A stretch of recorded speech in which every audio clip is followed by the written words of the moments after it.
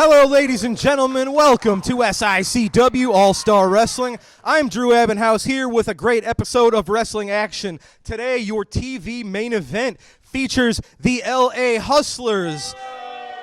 Of course, led by Lucky P Larson, Esquire. They will be taking on the team of Valentine, Curtis Wilde, and Jason Breed. These two teams have had a little bit of drama in the past. We're going to see if we can come to a conclusion on that tonight. Also, Allwart will be in action.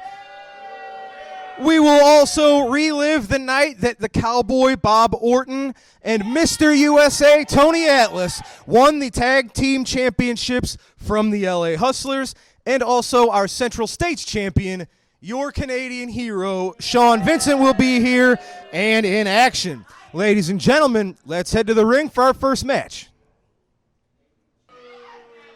Ladies and gentlemen, your opening contest is a tag team match set for one fall with a 10-minute time limit.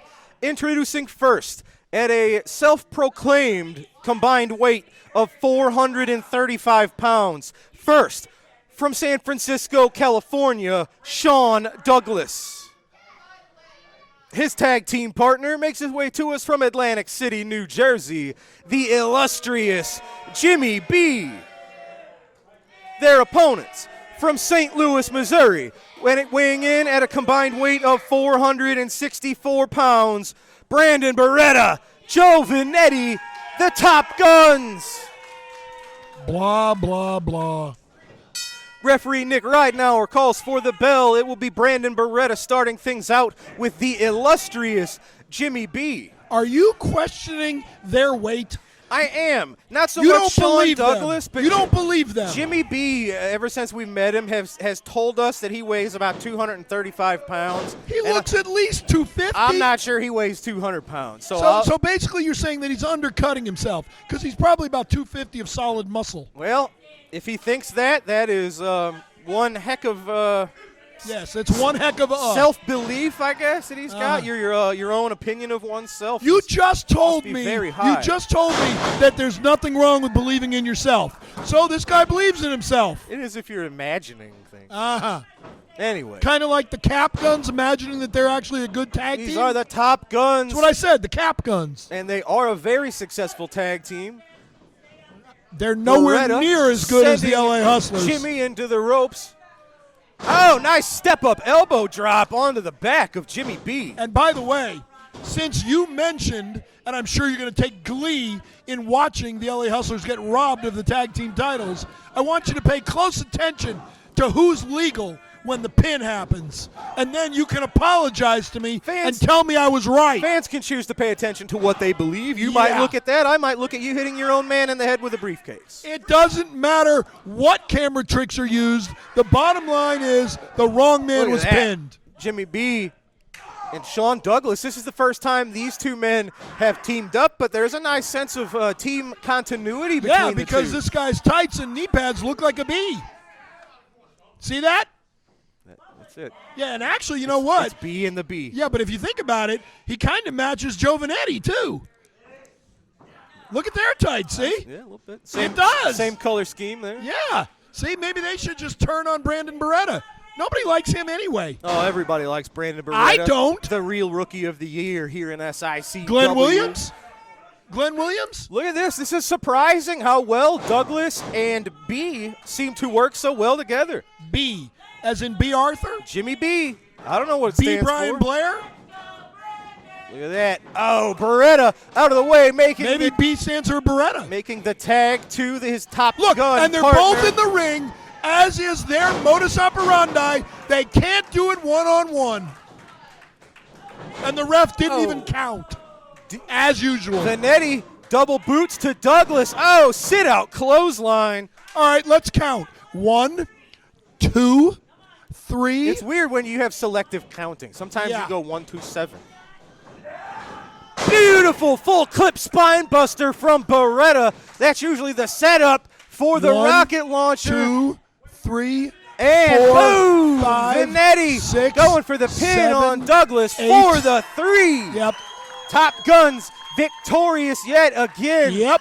While they stood in the ring together for at least 8 their seconds. go-to move, The rocket launcher set up so expertly by Brandon Beretta and that full clip spine buster. Ladies and gentlemen, they are on a roll. The Top Guns Cheating. Victorious Cheating. on All-Star Wrestling. Cheating. Ladies and gentlemen, I am being joined here by Big Nasty Glenn Williams and your Central States champion, Sean Vincent. Sean, you've earned one of these things that you've got here, maybe not so much the other. What are you doing with the cup? First of all, listen, you know, Drew, normally you're the one asking the questions, but let me ask you a question. How does it feel, Drew? How does it feel to be in the presence of pure greatness? Central States champ, Bruiser Brody Battle Royal Memorial Battle Royal winner, two-time winner, Sean Vincent. He threw Bobby over the top rope, and you know it, I know it, everybody knows it. That cup is Sean Vincent's. No. He did throw Bobby D over the top rope, however, not to the floor, which is the stipulation, followed up by Bobby D throwing you to the floor. You did win. You retained the Central States title against Bobby D, but you did not earn this, although you've stolen that as well from Bobby D. Conspiracies, conspiracies, like a typical American pig, like you, conspiracies. I am the Bruiser Brody Cup winner, the rightful owner. I threw Bobby over the top rope. Now, Bobby, I've got it all, don't I? I've taken the Central States title from you. And now I have the Bruiser Brody Cup. And you got nothing. But you just face facts here, Drew. People from Belleville, Illinois are a bunch of thieves. Would steal their last dollar for your pockets. So I'm going to take this cup and hand it over to my trusty partner, who will keep it safe from Bobby D's thievery hands. So you're the keeper of the cup now. I will absolutely put my life on the line for you and for this cup to ensure that it stays where it belongs, and that is with us and the rightful owner, your Central States champion, my mentor, my hero, your hero, everybody's Canadian hero. Say it with some stank on it, Sean Vincent! That's how you do that, Drew. That's chills. You got goosebumps, didn't you? Sure. Well, ladies and gentlemen, Sean, you're up next. You. Taking it from us. This is ours. It's yours, but I'll hold it. I'll hold it. Champ. Winner. Champ. Winner. Champ. Let's go. Let's see the champ head to the ring. Woo! He's up next. Ladies and gentlemen, this matchup set for one fall with a 10-minute time limit. Introducing first, making his SICW debut from Guadalajara, Mexico, weighing in at 205 pounds. He is El Campiador. His opponent from Winnipeg, Manitoba, Canada, weighing in at 211 pounds, accompanied to the ring by Big Nasty Glenn Williams. He is the reigning SICW Central States champion, your Canadian hero, Sean Vincent. You forgot to mention that he's also the Bruiser Brody Memorial Cup champion. He's not. He's got it right there. Yeah, he certainly does. And by the way, you want to question people's weights? Yeah. I don't think there's a prayer that this guy is 205 pounds. Maybe 205 ounces. I go with what they tell me. They lied to you. I don't speak Guadalajaran. I speak Spanish. Then you should translate for me. I speak fluent Spanish. Well, what does El Campiador stand for? I don't want to tell you. Fair enough. That is actually Spanish for the Valiant. Yes, I knew that. I wanted to see if you did. Sean Vincent. So we got a battle of someone from the north of the border and south of the border. I always root for the North. Canada and Mexico battling for supremacy in this contest. Oh, good. Then I wonder if these fans are going to start chanting USA again. Well, if they had their preference, that's probably how that would go. And they'd be chanting for the referee again. And by the way, you know, I have it on good authority that Bill Henson is actually blind. The man said it out of his own mouth. I heard him within the last few weeks say the words, "I'm blind." Okay. I have no further information on that. I can tell you that Bill Henson is a darn fine referee. He's blind. I don't know that that's accurate. But that's It was all right. his own admission. You wear sunglasses inside. You don't see well either. I see everything. Look at this. I There's see Big Nasty, the Rookie of the Year. Yes, this showing new, showing this little. Oh!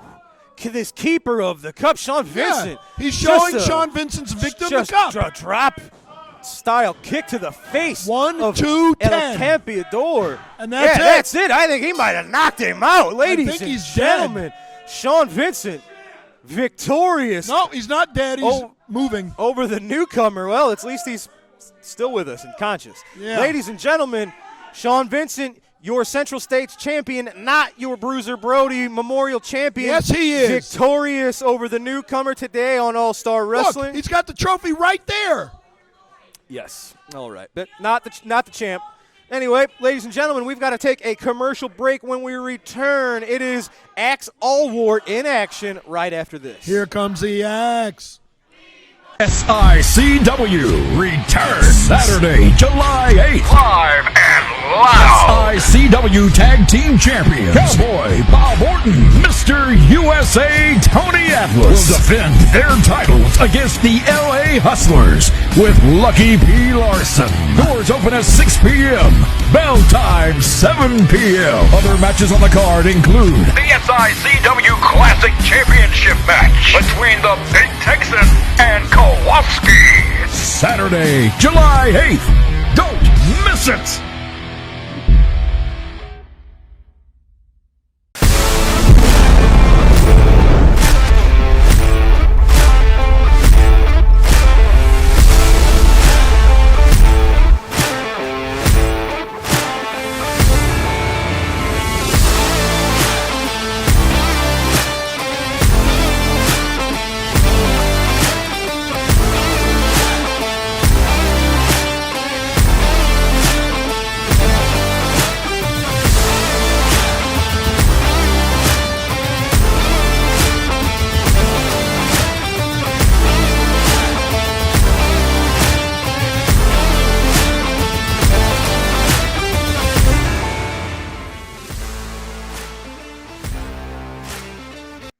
Wrestling fans, there's nothing better than barbecue and wrestling.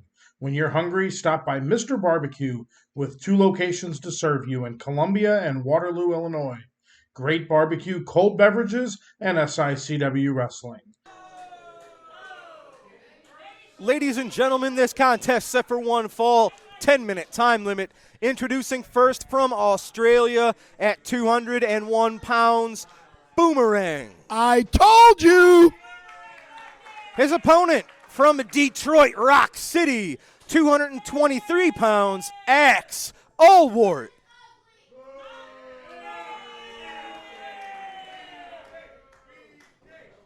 Referee Nick Ridenauer calls for the bell. 2 things.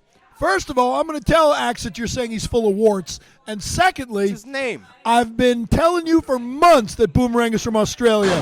I'm glad to see that you finally admitted I was right again. Maybe he just finally settled into Australia. He was from parts unknown. I don't know. That's And where he I've been landed. telling you all along. He's from Australia.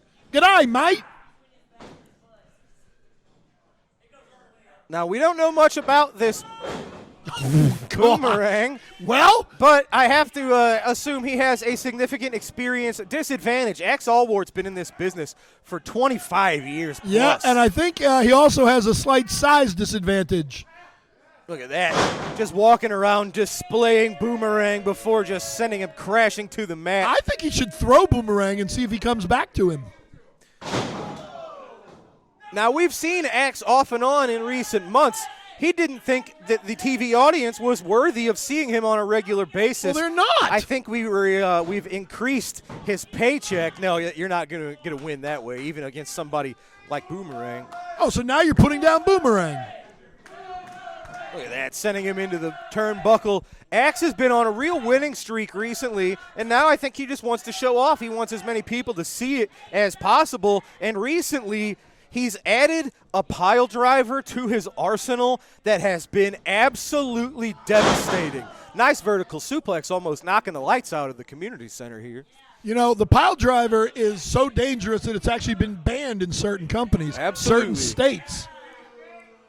We have done that in the past, but we've loosened those rules. I always figured professional wrestling is kind of the great equalizer. If a pile driver is starting to do too much damage, usually someone will find a counter or a way to avoid that. But Axe, maybe he's just mastered the hold on a level that we're not used to. Yeah, you know, I figured out a way to counter Jerry Lawler's pile driver. The next time he faces somebody that I manage, watch. How are you going to do that? I'm not telling you. All right. Boomerang sending Axe into the corner, but the bigger How'd man that work out? head of steam just clotheslining Boomerang to the mat. I think he's calling for the pile driver. Is that what he's going to do? Yep. Oh, is he going to do? No. Oh, absolutely devastating. Yep. Reminds me of Paul Orndorff. For the 3. That's it. You know, I said, wrestling corrects itself. Seeing it in person, seeing the effect it has. It's impressive, isn't it? It's impressive. It gets the win, but at what cost? Well, 3 seconds of that man's life. All right. Ladies and gentlemen. That is assuming that he still has life. Allwart picking up the win with that very vicious pile driver.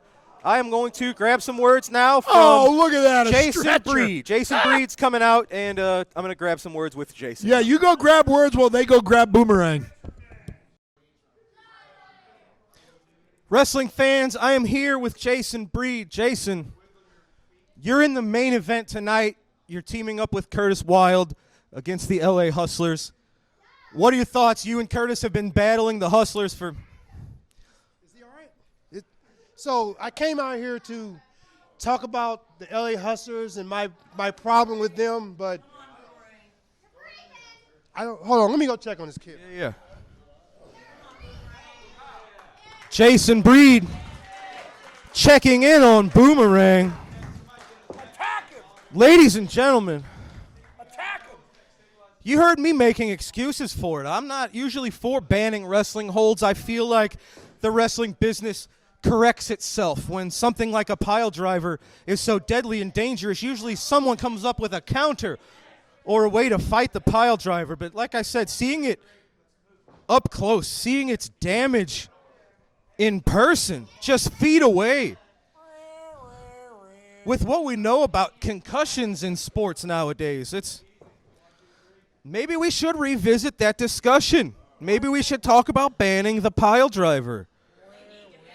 I'm not usually for banning a move that has been, really crucial in pro wrestling's history, but there's a difference between winning a match and taking somebody out and putting their life at danger. So yeah, I came out here to talk about the LA Hustlers, who I have in the main event tonight. But right now, I have a problem with Axe. He's been running around here bullying people for way too long, and this pile driver he just used. See, I don't like bullies. I took a lot of training to fight bullies. If he wants to bully somebody, I got somebody he can bully. That's it? Yeah, I'm not. I'm gonna go back and check on this kid and make sure he's all right. I know that's thrown us off, but you do have to get ready for the main event tonight. Yeah, I have a problem with the LA Hustlers, and we're gonna deal with that tonight. But for the time being, let me go check on this kid. All right. Thanks, Jason. All right. We just hope Boomerang's okay and there's no permanent damage to the head or neck. Ladies and gentlemen, we've got to take a quick commercial break. When we return, we are going to take a look at Bob Orton and Tony Atlas, 2 Hall of Famers teaming up to win the Tag Team Championships from the LA Hustlers. Wrestling fans, it has been announced that WWE legend Tito Santana will be making his return to SICW Saturday, August 12th, 2023 at the Belle Claire Fairgrounds. Don't miss your opportunity to see this great legend as he returns to SICW. Meet Tito Santana on Saturday, August 12th. Wrestling fans, you looking for the best in daily lunch specials and great menu food items? Look no further than Layla's Roadhouse, 440 Falling Springs Road in Cahokia Heights, Illinois. That's right, a family sit-down dining and always great specials. Also has the best pizza in the area.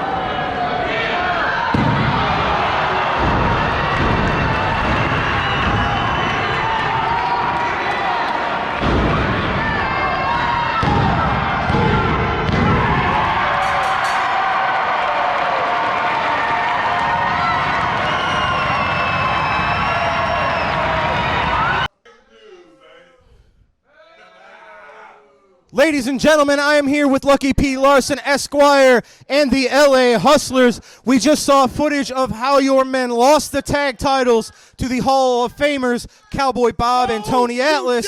Yes, we did, but however, we're here to talk about July the 8th. You guys finally got your rematch clause. The Hustlers trying to reclaim what was once theirs. First of all, you didn't watch the LA Hustlers lose anything. And you didn't watch those two old geezers win anything. You saw them commit grand larceny. You saw them pin the illegal man. Even a blind bat could see it.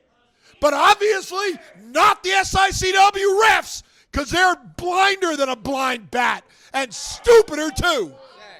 Now, I'll tell you this. Just because Boomerang is a wuss and Jason Breed wants to whine and cry and wants to be a good Samaritan, he wants to concentrate on that instead of these two men. These two men will rip each limb off his body and beat him with it. Now, July 8th, you have run long enough. You have hid long enough. But I get what I want. And these two men right here, these are the rightful reigning, defending SICW Tag Team Champions of the world, because they are the greatest tag team on God's green earth. And come July 8th, those belts are going right back around their waists. And there's absolutely nothing that you can do about it. Well, before that, tonight in our main event, you've got to make it past Curtis Wilde and Jason Breed. How many times do they want to get their butts kicked by these two men? The LA Hustlers broke Curtis Wilde's leg. He's still not right. He's limping around. He's wobbling around. He's like an 80-year-old man. And where's Wildfire? I have a good idea where Wildfire is. We'll talk about that later. But yeah, maybe finally learning how to cook. Doing something she should be and staying the heck out of a man's business. So Jason Breed's worried about Boomerang. Curtis Wilde's worried about his old hag. These two men are focused. So where's the problem in the Dogtown Underground now, bald boy? We've got to take a commercial break, ladies and gentlemen. When we return, it's time for this week's Promoter's Corner. We'll be right back.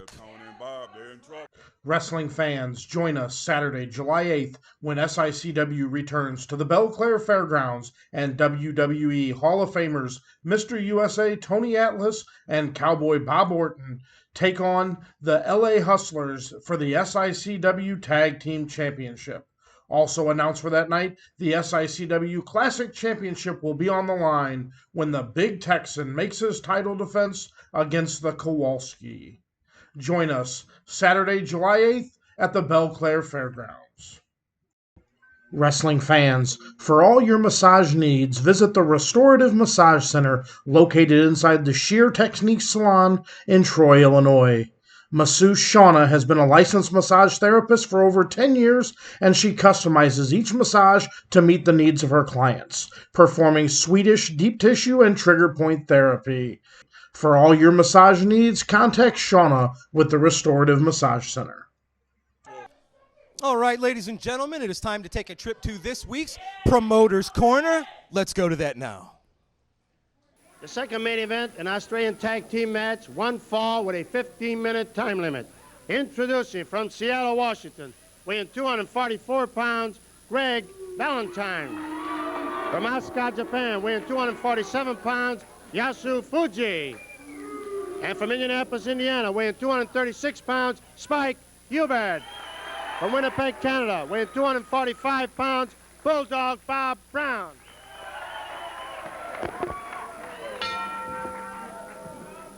Spike Huber and Bulldog Bob Brown go against Greg Valentine and Yasu Fuji. Fuji hasn't been on Wrestling at the Chase for about 6 or 7 years, and in that interim, he's done a lot of wrestling in Europe, in England in particular. Valentine circles with Huber. Valentine hasn't been here in person for almost a year. Valentine leans into Huber, pushes Spike to the ropes. The referee trying to get a clean break from Greg Valentine and gets one. Greg Valentine. Boy, Valentine, there's one of the famous names in wrestling history. Greg's dad, Johnny, had so many great battles here in St. Louis. So many sellout crowds. And Greg certainly carrying the name well. Greg's been on top in main events both here, all over the East Coast. Headline programs in Madison Square Garden in Tokyo, Japan.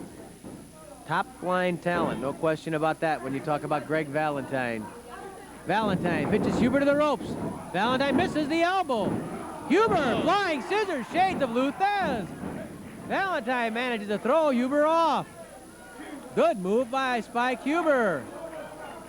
Greg Valentine takes a long look at Bulldog Bob Brown.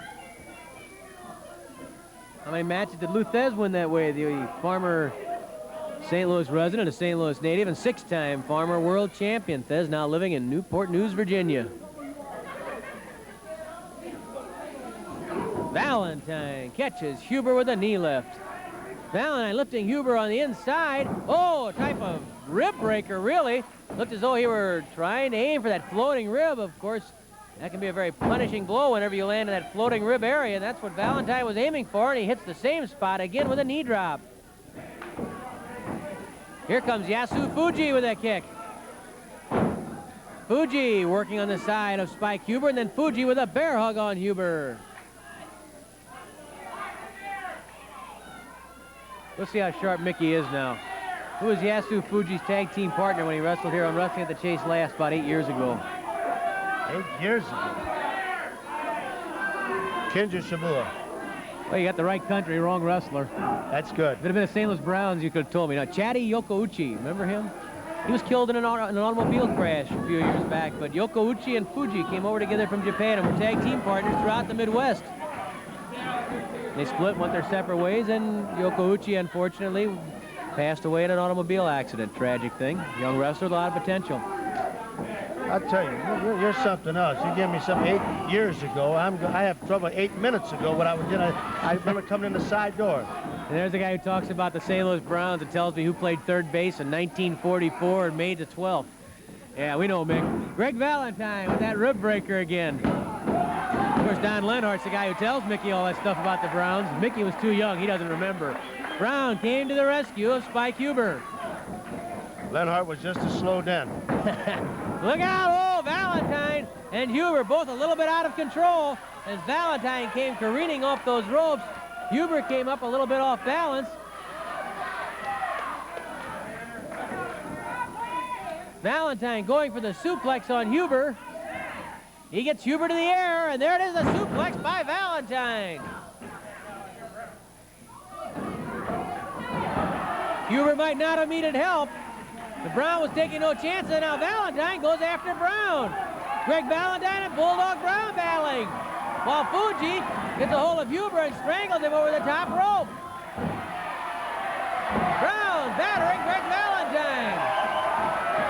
Of course, here comes Huber looking for a tag. Nobody's home. Brown and the referees are in it as the referees try to chase him out of the ring. Here comes Fuji. And I'm not altogether sure that Bulldog Brown didn't do his partner more harm than good. Valentine again grabbing Huber and slamming him down, this time the stomach right into the knee. And I'll tell you, Huber's stomach and ribs have really taken a battering from Greg Valentine. Huber's thigh caught the ear of Valentine. Valentine going for the second suplex. Huber blocking it.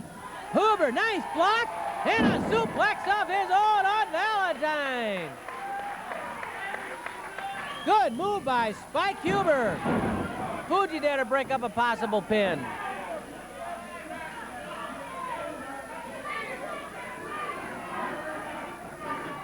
Five minutes have expired, 10 minutes left.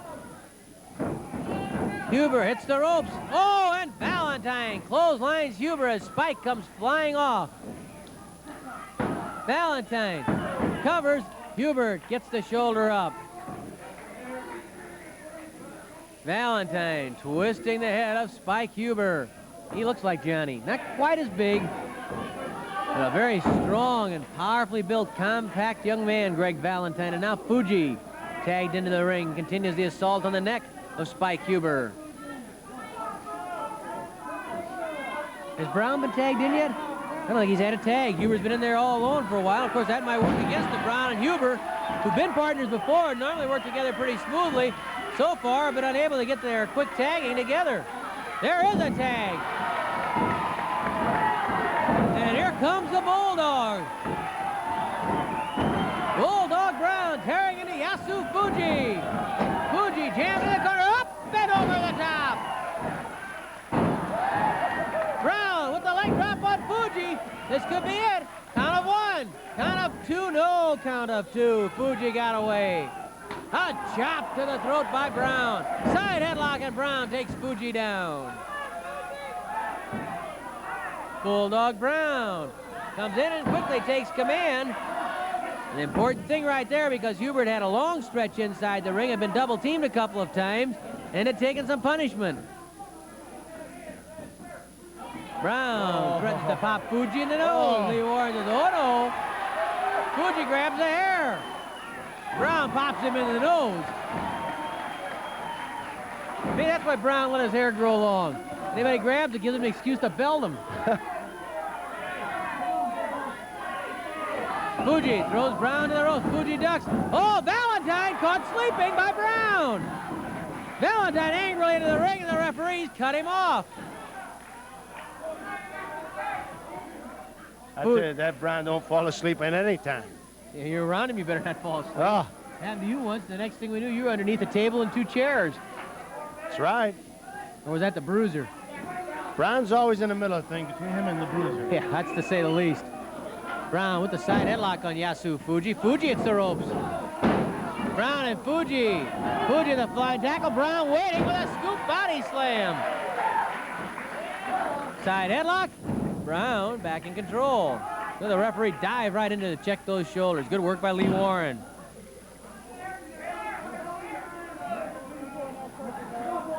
Fuji's shoulder was dangerously close to the mat, and then he managed to roll over. Tag made to Huber.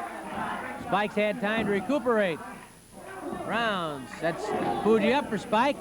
And Huber with that side headlock on Fuji. Huber pitched to the ropes. Comes off and Fuji catches him for a body slam. Huber kicks out nicely. Huber with the arm drag. Good work by Spike. You talk about a guy who gives 110% every time out. It's Spike Huber. The referees chase Brown back to his corner. Put that man in his doghouse. I guess that's what they're saying. Hey, that's right. Put the Bulldog back in the doghouse. I tell you, he acted. Bulldog Brown, listen to us. You better pay attention to the match, Bob. Well, he says we're all right. We're so all I right, agree he with him likes 100%. Fuji, hey, nice move. Fuji, nice move again. And Huber kicks out. Huber back with the arm drag. Well, Fuji made a couple of fine maneuvers, but Huber kept right on moving and eventually made the right move himself. Spike really has a mouse in that right eye. He must have been caught there earlier in the match. I don't think the eyelid is split or anything, but he caught something. He certainly has a bruise of some sort on the eyelid. And Huber continues to punish the arm of Yasu Fuji. Tag made to Brown. Now it's Brown and Huber who are making the tags, and Fuji is caught inside the ring.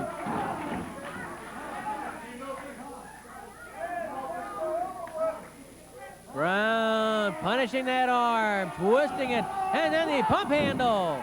Joe Milich would be proud. A chop by Fuji. Another chop by Fuji. Brown trying to hang on that arm, and Fuji, with the chops, is able to get enough maneuvering space that he gets over to Valentine. Oh, Valentine pops that forearm right on target, then the elbow. Valentine with the elbow to the head. 10 minutes have passed, 5 minutes left. Valentine covers Brown. Brown's foot is on the bottom rope. Valentine comes off the ropes. There's the big elbow. His dad called it the brain buster. The first one to really use the elbow a lot. He called it the brain buster because originally he delivered it strictly to the skull. Now you'll see that elbow delivered everywhere, but there is where oftentimes it's most effective. Valentine squeezing the head of Bulldog Bob Brown. Huber urging Brown to get over and make a tag.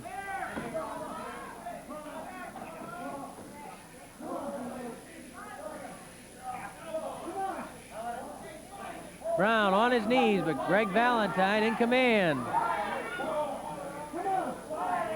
Valentine certainly among those people who'll be looking for a crack at the winner between World Heavyweight Champion Ric Flair and the Missouri King, Kerry Von Erich. What a great duel that's going to be.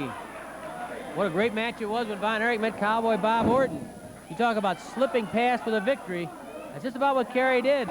As we've talked about many times, when you get up among the top people, I mean, the really class of the wrestling profession, and that's what you're talking about with Orton and Von Erich, any of the Von Erichs for that matter.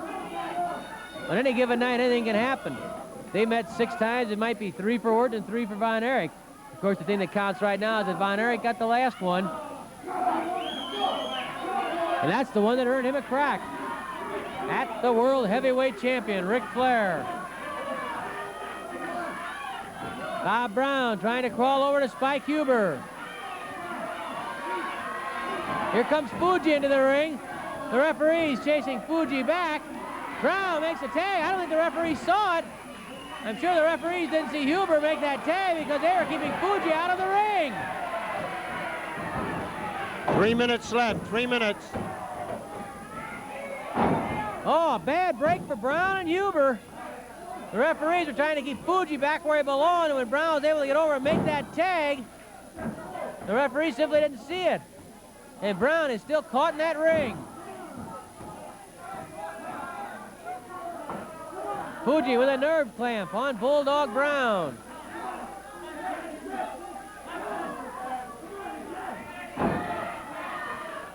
Fuji stomps on Brown's hand. Brown sinking into a lot of trouble right here.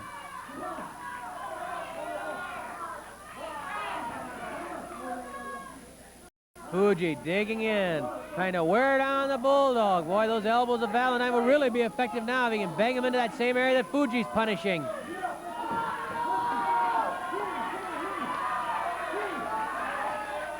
Fuji with a chop to the back. Fuji still digging in. Oh, Brown jabs the eyes. Fuji trips Brown. Here comes Valentine into the ring. Was the tag made? Yes, the tag was made, and Valentine's the guy who belongs in there. Greg Valentine and Bulldog Brown toe-to-toe. Brown staggers back to the corner, and Fuji drops him.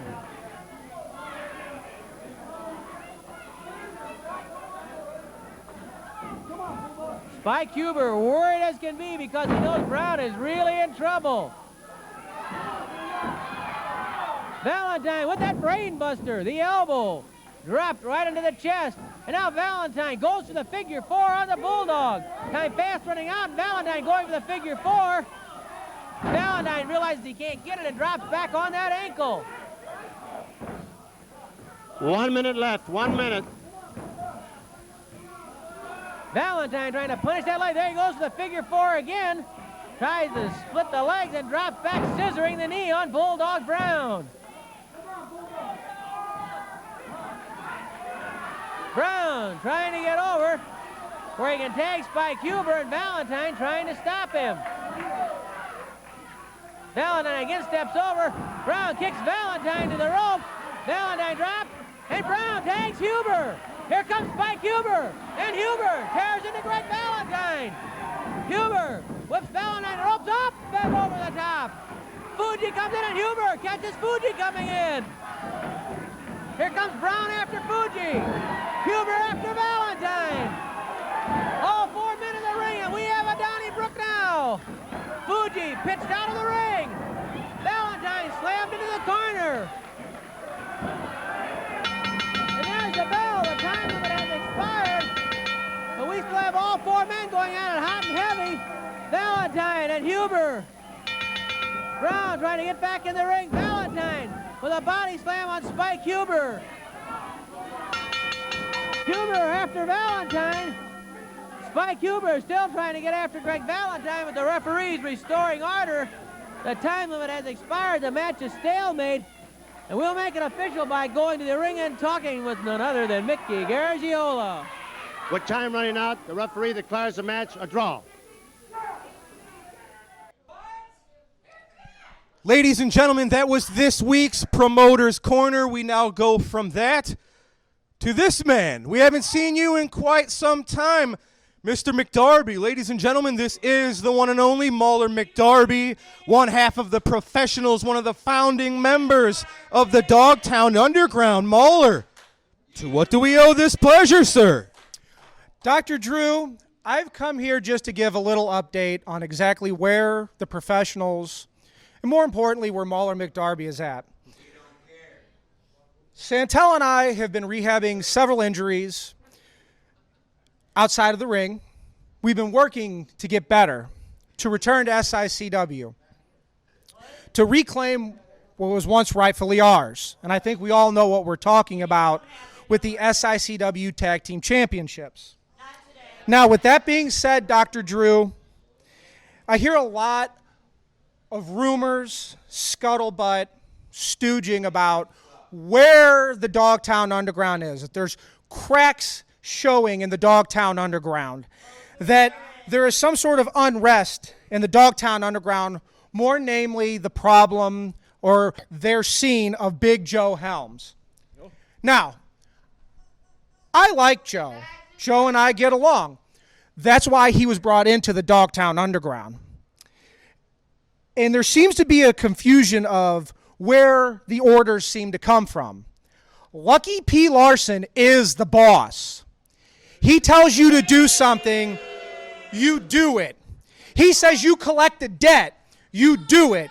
He tells you to hurt this person to make a point, you do it. Now, with Joe Helms, I don't quite understand if it's a case of maybe Joe wants more money. That's fine. You want more money, you tell us. We'll get you more money. Maybe he's not happy with his wardrobe. He wants more hats, more shirts, and more suspenders. Joe, if that's what you want, just tell us.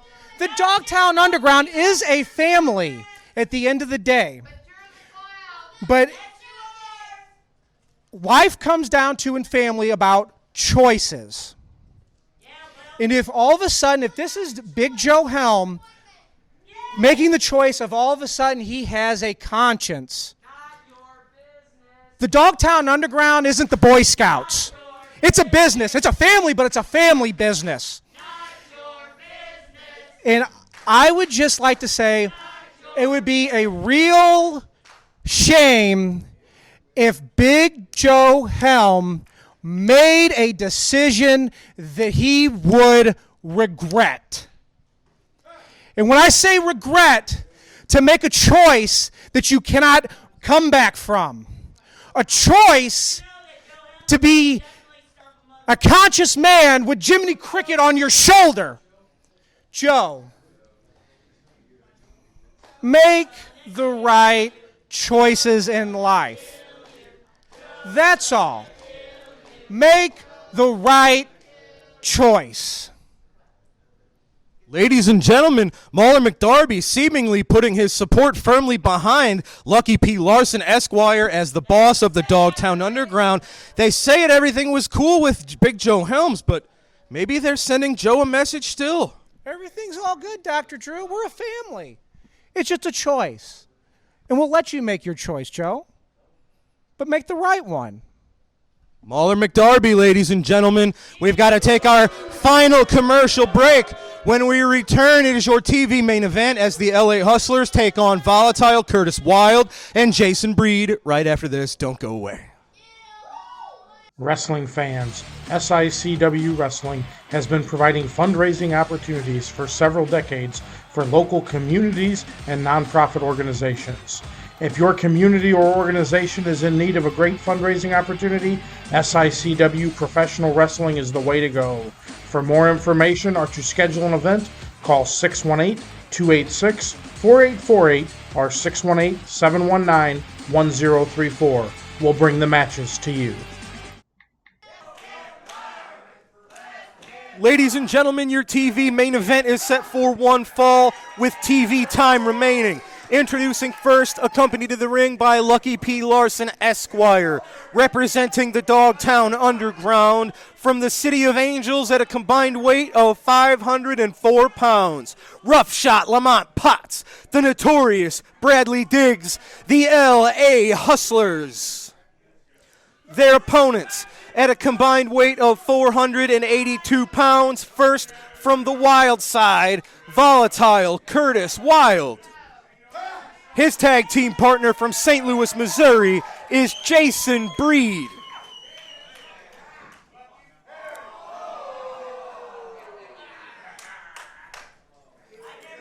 A little bit of pre-match festivities between Lucky P and Curtis Wilde. Referee Bill Henson has called for the bell. This is going to be a great matchup. We've seen these teams interfere with each other. They've had some fights, but rarely do we just get to see a straight-up tag team match. No interference, hopefully. We'll see how this goes. Now, as we've heard from Lucky, he's been able to enact his rematch clause that the LA Hustlers, rightfully, they did not receive their rematch clause against Cowboy Bob and Mr. USA Tony Atlas. So they've got him locked in. July the 8th, the LA Hustlers have their rematch. The Belle Claire Fairgrounds. Cowboy Bob Orton, Tony Atlas will be in the house defending the SICW Tag Team titles against the former champs, the LA Hustlers. Will the Hall of Famers remain our tag champions, or will the LA Hustlers become the two-time tag team champions here in SICW? And in this case, you have to imagine, if Wilde and Breed can win this match or even have a good showing against the Hustlers, they might be next in line for whomever wins on July the 8th. They've had each other's backs in a lot of wars in recent months. Curtis and Jason might be a very formidable tag team. Oh, Jason out of the way. Potts nails Diggs, Bradley Diggs. He's wondering what hit him on the outside of the ring. That's allowed Curtis Wilde and Jason Breed to get the upper hand and the advantage on Rough Shot Lamont Potts.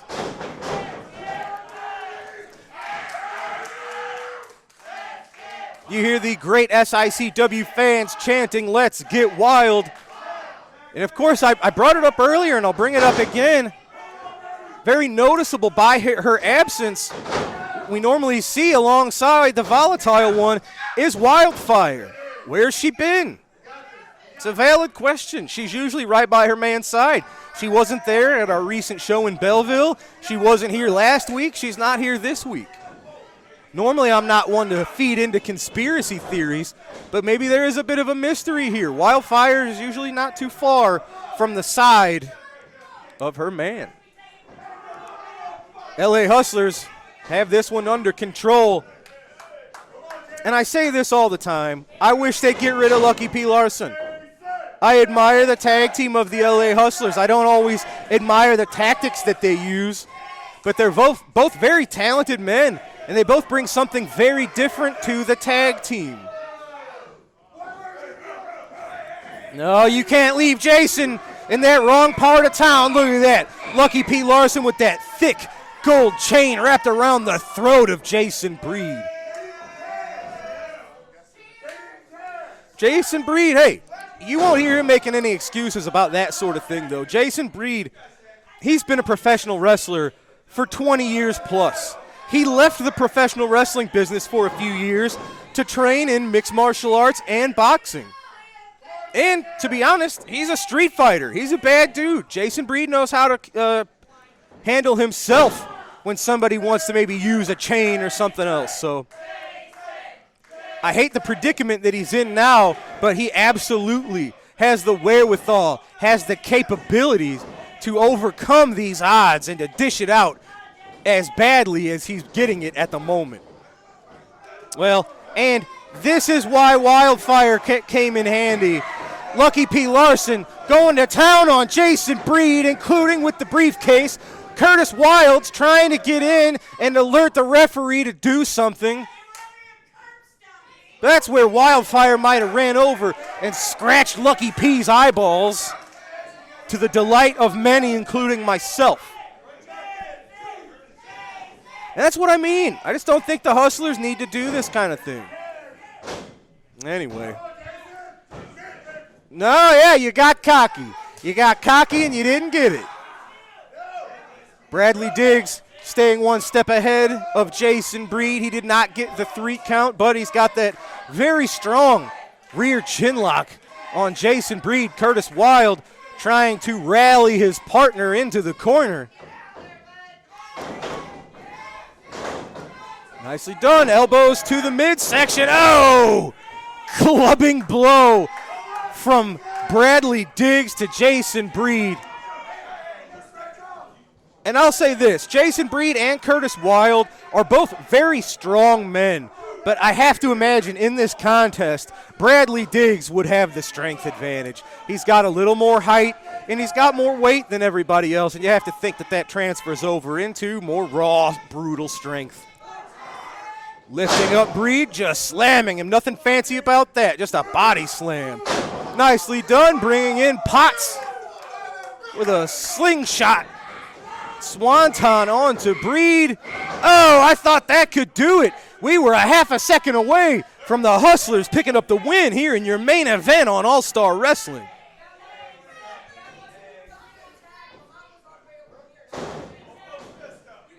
Rough shot. Potts has things right where he wanted them, or at least he did. Breed reverses. Potts ducked it. Oh, Breed caught him with the jumping clothesline. Potts goes down. Breed, now's the chance if he's going to try to make it over to his corner to tag his partner. He's got to do it now. Curtis Wilde is ready to go. He is a lion on fire. Trying to rally Breed to make the tag. Potts trying to cut him off. Oh, just raking the face with his shin. Breed into the ropes, ducks the double team maneuver, nails the Hustlers with his own double clothesline. Breed's got a window of opportunity that he cannot waste. He's feet away. Whatever energy you've got left, Jason, you got to use it now. He made it. He makes the tag to the fresh man, volatile Curtis Wilde. Punch to the face of Bradley Diggs. Punch to rough shot Potts. Oh, now they cut him off. That momentum got stopped as quickly as it got started.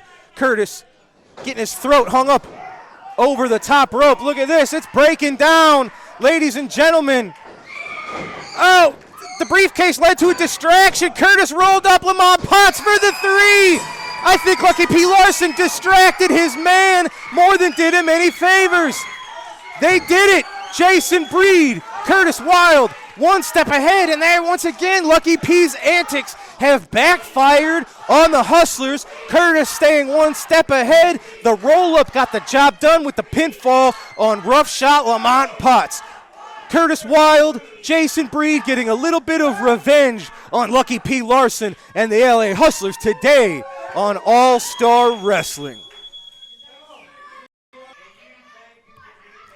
All right, ladies and gentlemen, what an episode of wrestling action. You saw the Top Guns, Brandon Beretta and Joe Venetti, defeat the team of the illustrious Jimmy B and Sean Douglas. Sean Vincent was victorious against the newcomer El Campiador. We saw Axe Allwart use this newly questionable pile driver. He got the win over Boomerang, but it is the long-term health of Boomerang that is now in question, and the future of the pile driver that's in question here in SICW. And as you just saw in your main event, Curtis Wilde, Jason Breed, a little bit of revenge on the Hustlers as Curtis Wilde stayed one step ahead of Lucky P and Lamont Potts. Ducked the briefcase, got the roll up for the 1, 2, 3. Jason Breed, Curtis Wilde victorious over the LA Hustlers. Ladies and gentlemen, it was a great episode of All-Star Wrestling. As always, we appreciate you joining us. Make sure you're here with us right here each and every week. For Lucky P. Larson, I'm Drew Ebenhouse. Have a great night, everybody. We'll see you next week right here on SICW All-Star Wrestling.